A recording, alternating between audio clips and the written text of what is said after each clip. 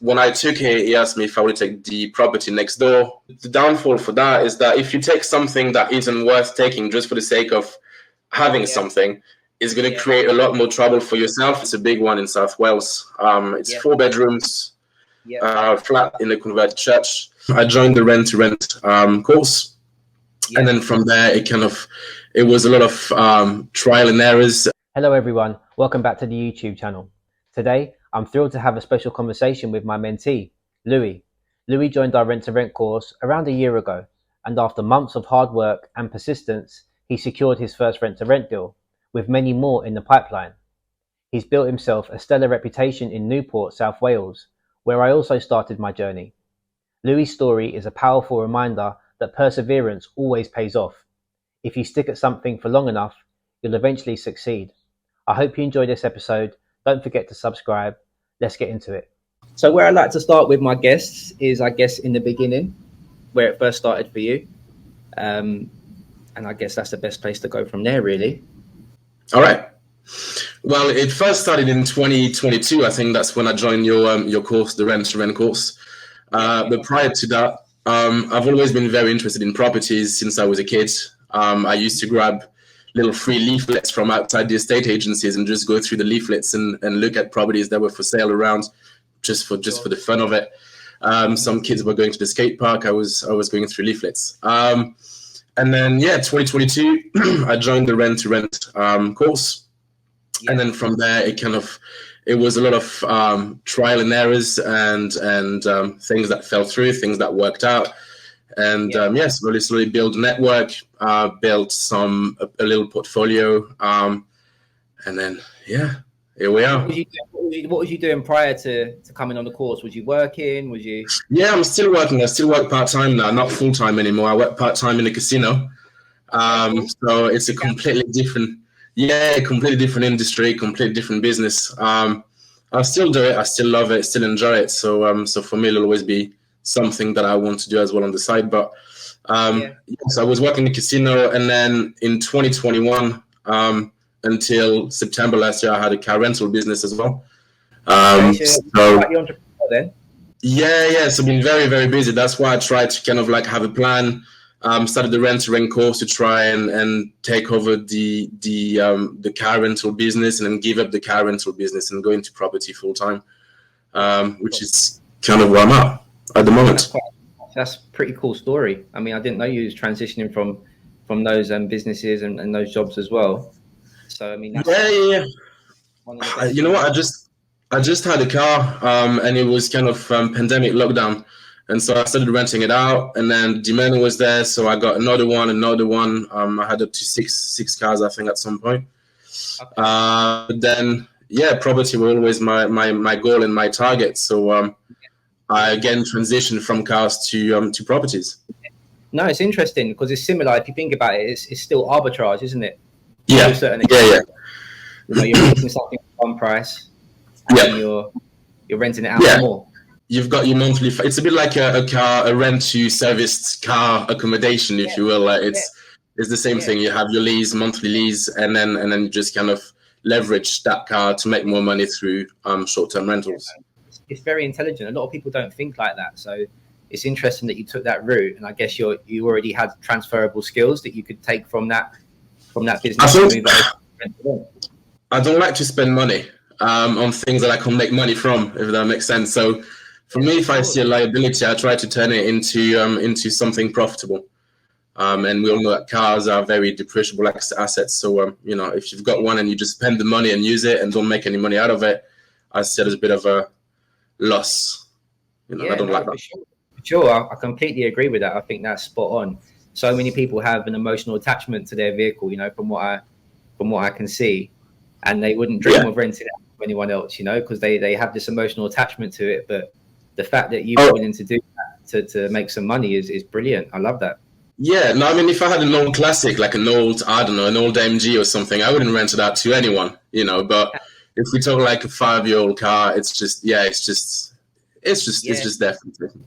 You'd be surprised though, man. A lot of people get, like newish cars on finance and things like that, and it's their prized possession, and they're not realizing that it's actually taking money out of their pocket, Yeah, in more ways than one. more ways than one. So so many ways to rent things out now, like on these different car websites like Drifter and different websites you can yeah, use. you've got Turo, hire car, get around, loads of them coming on the market. But yeah, you can rent anything you want these days. You know, even dresses or outfits, costume. If you want to go out, you can rent houses, properties, Yeah, cars. yeah. You know, It's just having the boats. mindset to make something work for you, isn't it? Yeah, definitely, definitely, Rather than take from you. definitely. So talk to me about your first deal then, and how that came about, and maybe lead us through it in some of the struggles that you've had, because I know I had many struggles in the beginning. Yeah. So it was definitely difficult the first deal to find it. I think you need to kind of get that confidence from from the landlords or from just your network in general that you can actually achieve what you said you were going to achieve. But yeah, it was someone in my network. Is a big developer in South Wales, and he's got lots of properties. He just wants to kind of rent them out, company let. It's a lot easier for him. It's a lot safer, I think, as well from a landlord perspective, because you don't really have to deal with tenants. So company let, we're not as we don't have the same right as tenants. So if we don't pay, well, that's it, we're out. So it was really, really keen on doing that, and he had the property. He said, "Do you want it?" And yeah, so I took it over. And then when I took it, he asked me if I would take the property next door, but that was a bit too much for me. So then he offered me another property. But for now, I just want to focus on that one. It's a big one in South Wales. It's 4 bedrooms, flat in a converted church, and it's old. It's very old, so lots of things to do in there. I was there yesterday actually because the electric is still on an old prepaid meter. Okay, yes, I remember being on those as well. Yeah, so making the commute from London to South Wales just to put 40 quid or 50 quid in is not really something that I enjoy doing. It's a nice day out, but Yes, it's not. I presume you'll be changing the meters over in the future. Yeah. So I've got a team that actually, the cleaning team, that kind of look at the meter as well after every booking, and they just put the money back in when it's kind of getting low. But I actually went there yesterday with one of the National Grid engineer, because there is a mix-up. The meter is linked to another flat. Then in my flat doesn't have an M-pan, which is like the kind of the relay from your property to National Grid. So it technically doesn't exist from a National Grid point of view. So it's been a month and a half of struggles. But yeah, they came yesterday and it's all sorted. So now I can switch on to a nice little smart meter. Yeah, fantastic. I mean, we had many struggles like that in the beginning with a lot of our properties, with the utilities. I guess that's just the nature of the game, you know. Manage to get the deal over the line, and then you're constantly trying to wiggle your margins and make sure that they're as profitable as possible. Yeah, you have to adjust everything to what works for you, because what works for someone else that might be local and they don't mind coming in every day and putting the meter in doesn't work for me. So you just have to adjust from basically what you have to what you want. So it takes some time. But yeah, all sorted now. This is it. So how long have you got that one for? Is that like a 1 year deal or 5 years? No, 5 years. Okay. I've got it for 5 years. It's £1,000 per month. That's great. Yeah, and it's renting out for about 140, 150 a night. Lots of contractors in the area, lots of people coming hiking, cycling, holidays. So yeah, getting busy. Fantastic. Yeah, fantastic. Nice deal. Yeah. Yeah, that's literally exactly what we try and teach. You know, it's around that 130 to 150, around that price mark per night. So it sounds like you've gone down the serviced accommodation route as opposed to find a group. Yeah, just more money. That's the only way. And I mean, I said it in one of my videos. What I'm looking for as well is to be able to have something that makes me money that I can use as well. So what I used to do with the cars is like I used to rent them out, and then I used to enjoy the cars as well. I would drive them whenever I wanted.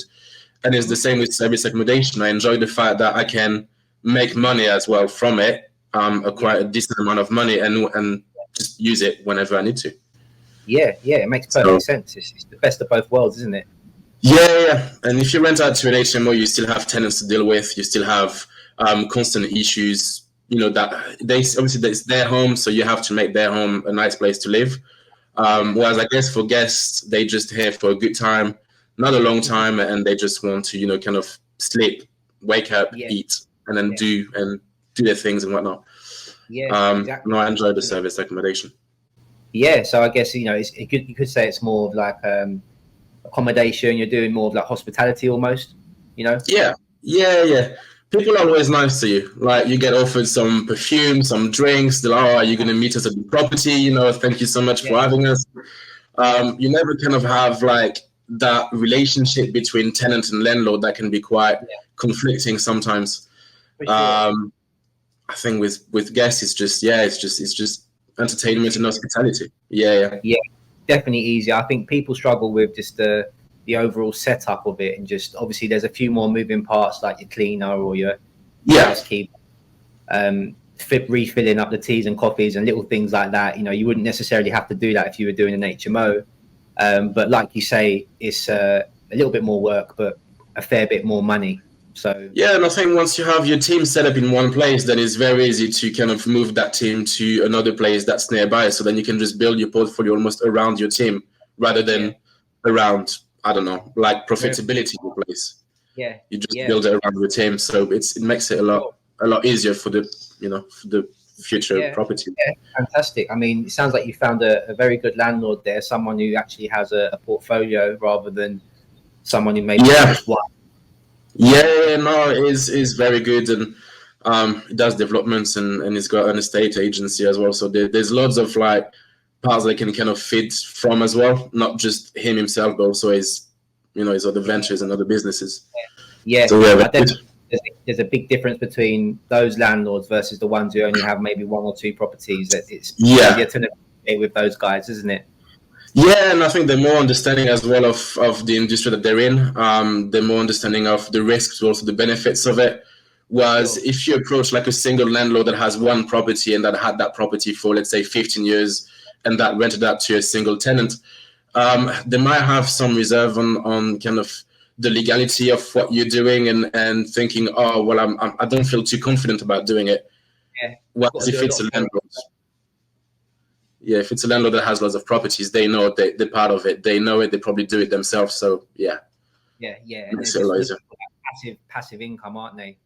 They're probably when they're a little bit wealthier, they maybe own the property for 20, 30 years, and they're more happy to get all of their time back or just have someone trustworthy managing it properly rather than making every single penny out of it, Yeah, definitely.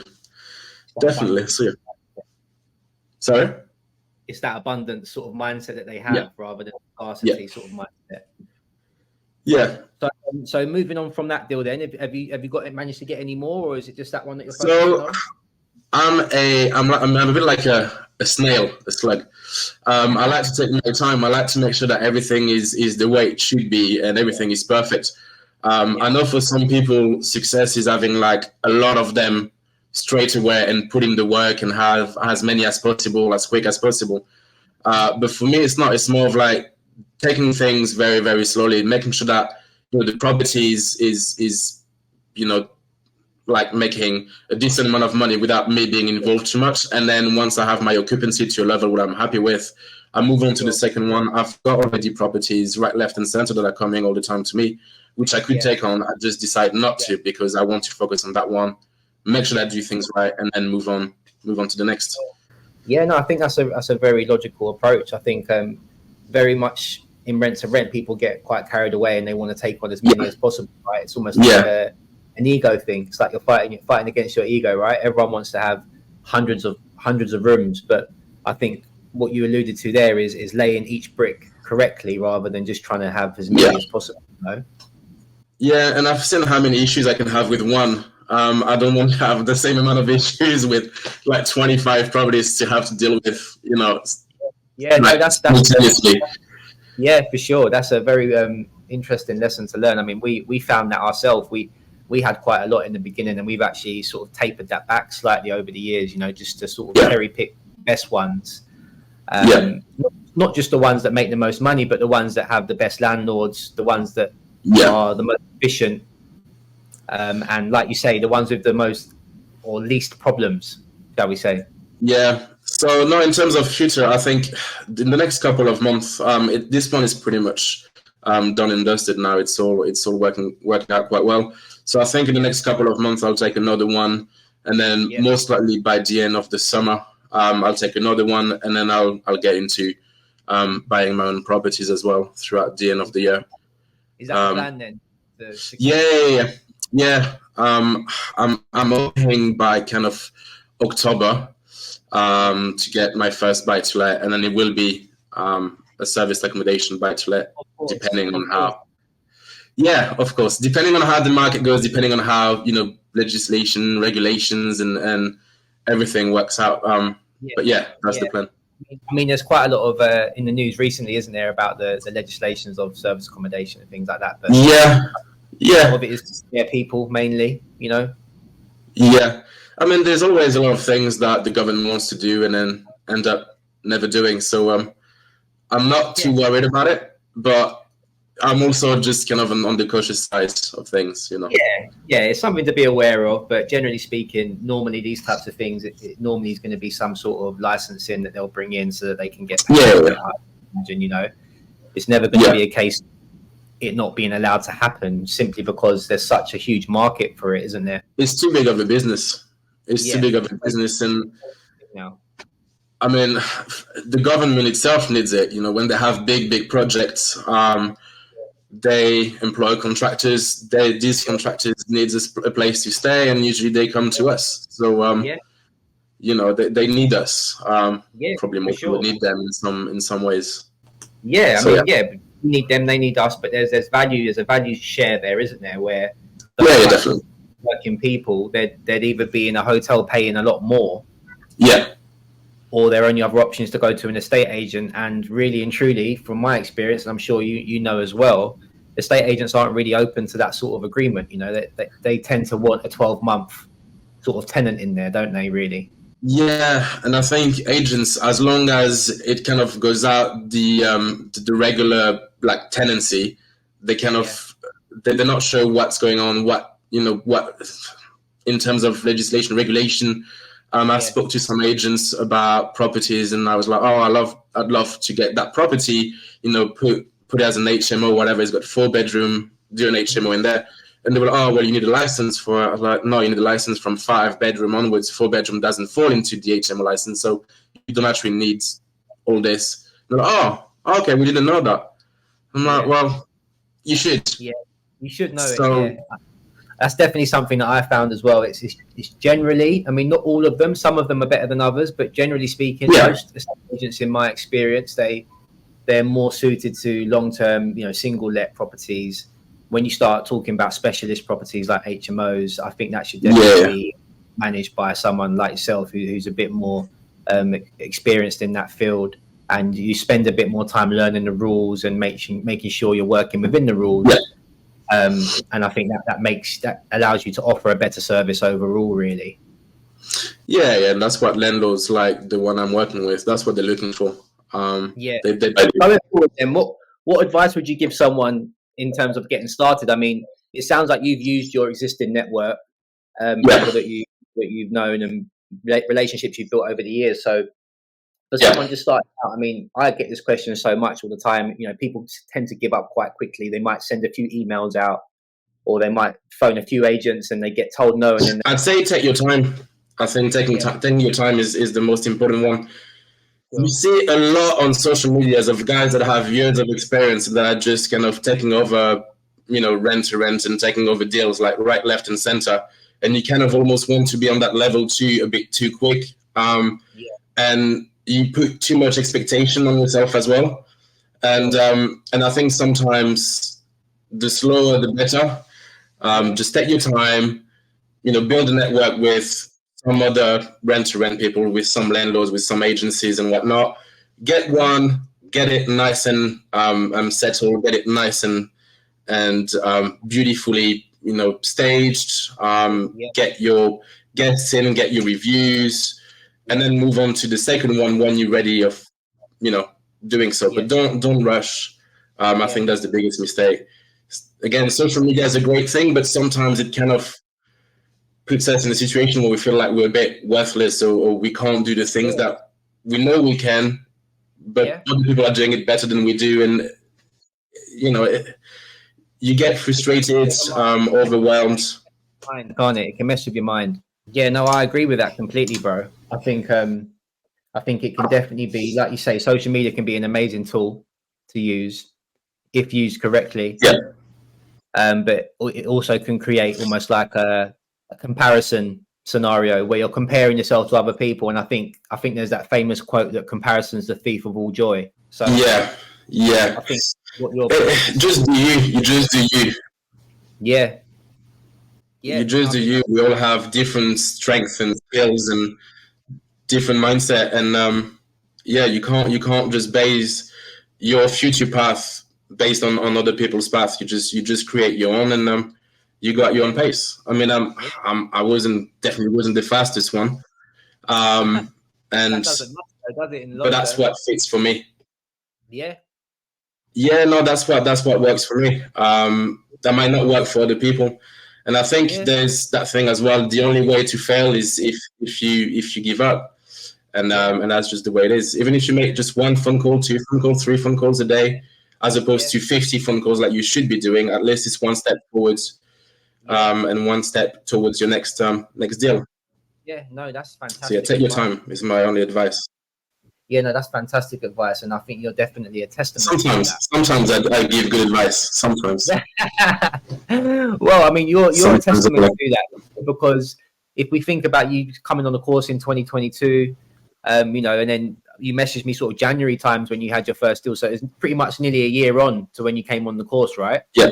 So I mean, you say some people rush. I mean, I've had a lot of cases with some mentees where they rushed into it and they may have got their first deal in the first 3 months or 6 months, but it hasn't turned out to be the perfect deal they really wanted over the long term because they rushed. They just wanted a deal. Yeah, they just wanted a deal under the belt, regardless of the situation. Yeah, and I remember feeling and like myself. I think we'll want to prove ourselves and prove to others that we can do it. But I think the downfall for that is that if you take something that isn't worth taking just for the sake of having something, it's going to create a lot more trouble for yourself, and it's going to almost kind of put you like 3 steps back, just because now you have to work even harder to try and make that deal work. And you're not going to focus your time on other deals that you could have had because you've put all your resources in one that doesn't work, if that makes sense. Exactly. So it makes perfect sense. It's about being efficient, isn't it? And you shouldn't be rushing into things at all. As good as you want to be and as quick as you want to get things done, it definitely makes more sense to take your time, learn the craft, understand how to do your due diligence, do your research, do all the things that you should be doing, and just don't get too excited about deals that come your way, or landlord saying, "Oh, I've got this property for rent." Yeah, it's like, okay, thank you for your offer, but I'll have a look first, if you don't mind. Yes, exactly, and I think that's wisdom that comes. It takes a bit of time to get to that stage, I think a lot of people don't understand why landlords be open to it, but once you've been in the field for a little while, you realize that there's quite a lot of landlords that are very open to it, and there comes a sort of a point where you go from not being able to get any deals to almost having too many being given to you at the same time, almost. It's like you build up the momentum. Definitely. Marketing for months and months, and then you don't get much traction, and then all of a sudden, like buses, 2 or 3 or 4 deals come at the same time, and you need to be experienced enough and have developed your skills enough to be able to decipher between those, which deals are the good ones and which ones are the bad ones, and that takes a bit of experience and a bit of practice, shall we say. Yeah, and I think what you say is right as well. Like, you might market and make phone calls, like 10, 15, 20 phone calls a day, send emails, go to property networking events, do anything you can to get a deal, and it doesn't come.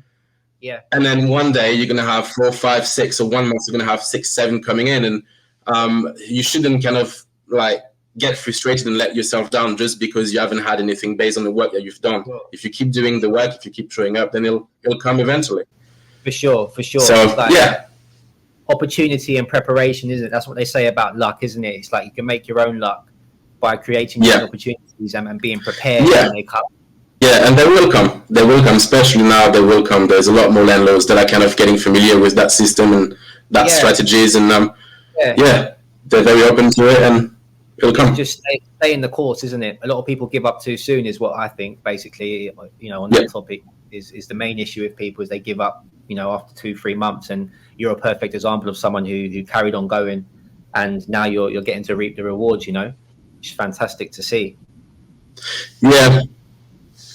Thank you. But yeah, I mean, if I can do it, if you can do it, if everyone else can do it, then so can everyone else. It's just, it's like every other business. It's like every other thing. It takes time. It's not an overnight thing. No, if it is, then lucky you, and good for you. But it's not. Yeah. And those who think they can, and those who think they can't, they're both right. Exactly. Yeah, that's my favorite quote, actually. There we go. So for the future, then you're looking to just continue to take them on, pragmatically. You're not going to rush, and you also want to get into buying property this year as well, if possible. Yeah, I mean, now that I've got the team in South Wales, I think it's going to be a lot easier for me to accumulate rent-to-rent properties a lot faster, because I already have that structure and that foundation around me. So I think it'll be a lot quicker and a lot faster process from now. I know what I'm looking for as well. I know what I'm meant to look for. I've got contacts with like contractors and whatnot and other companies. So it'll be a lot quicker. And then eventually get my own at the end of this year. And then start building from now. Have a mix of rent to rent, my own portfolios, managing others. Perfect. That's the plan. That's the perfect way to do it. I think having a mixed bag of managed, owned, and controlled, it hedges your risk. And different income streams within your empire. It's a bit like if you invest your money in stocks and stock market, you're not going to put everything into some like third generation cryptocurrency. Like you're gonna try and change, and mix up your portfolio to safe, mix safety, high risk. Like you're gonna play with it. So it's a bit the same when it comes to property. Yeah, for sure. To have things that give you a steady income, things that might be a bit more. I think that's volatile, like just diversification. Yeah. That's definitely the way forward. Main word. So I also saw that you were looking to raise finance, or maybe get some investor finance as well on your social media. Is that something you're looking to do as well, or maybe source deals for people? Yeah, so deal sourcing is definitely something that I enjoy doing as well. Basically, what I want to do is not to have to pay people to do things that I need to be done. So I don't want to pay a deal sourcer to source me a deal. I want to be able to do it myself. I don't want to have a property management company managing my property. I want to do it myself. So I try to basically touch every single aspect of the property like industry, so then I can do things myself instead of having other people doing it for me. And then I think investors finance is always needed throughout. I'm guessing your property journey. You'll always need investors to come in and help you out. So 100%. You've got so many people sitting with money in the banks, or in different pensions and things like this, and they're not getting a huge return. Most people at best they might be getting 4% money sitting in the bank. And if you were to raise finance from an angel investor, you could easily guarantee them a 7%, maybe even 8% return on their money annually. And that's far better than what they would be achieving if it was just sat in the bank at 4%, and even in a high interest account. Yeah, and then you've got obviously your properties, growing in value and appreciation and all that. So you make money that way as well. Yeah, of course. Definitely. There's two options for them, isn't there? They can either, I guess, come in as a partner, as a joint venture, as you being the one with the expertise and the brand that you're building and the contacts, or they can just give you the money, loan agreement, and expect a return in 12 months' time. Both fantastic options to be able to offer someone. And I guess you've put yourself in that position. Yeah, so again, it's what works for them, what works for you. And no, brilliant. I love that, bro. That's so many options. Yeah. It's just what happens with property. Like you take the first step, open so many doors, That's why they always say your network is your net worth. And that's true. Yeah. The bigger your network, the bigger your net worth is going to be at some point. So that's what you just have to work your network. That's what you have to do. Sure. And like all property investors at some point, that we start to get more deals than the amount of necessarily money that we have spare to buy them all ourselves. So at some point, you're going to run out of money, even if you've got million pounds. So it only makes sense to have other sources of money, right? As money is just a tool to be used. It's just a resource. So, you raise investor finance, you can get bridge finance. There's many ways, but I think being able to offer someone a return is a fantastic. Yeah, you can package it as a deal and sell it as a deal. You've got so many options. Once you have the hardest thing is to get the deal. Once you have the deal, you can like move it in so many ways and forward it to so many other investors or options or whatever. It's just you just need to get that deal and then do whatever you want with it. Know what you're looking for. You need to have the expertise to find the deal. That's the hard part. Finding the investment isn't actually the hard part. It's actually finding the deal, isn't it? So would they be like buy, refurbish, refinance deal? Yeah. And I think that's what works best. If you have only a certain amount of money, a limited amount of money, or even if you have loads actually and you want to make it last even longer, I think that's the best way to do it. Yeah, for sure. And then you can service accommodation in there, and it's like hybrid becomes the perfect deal, doesn't it? Really? Hybrid. Yeah.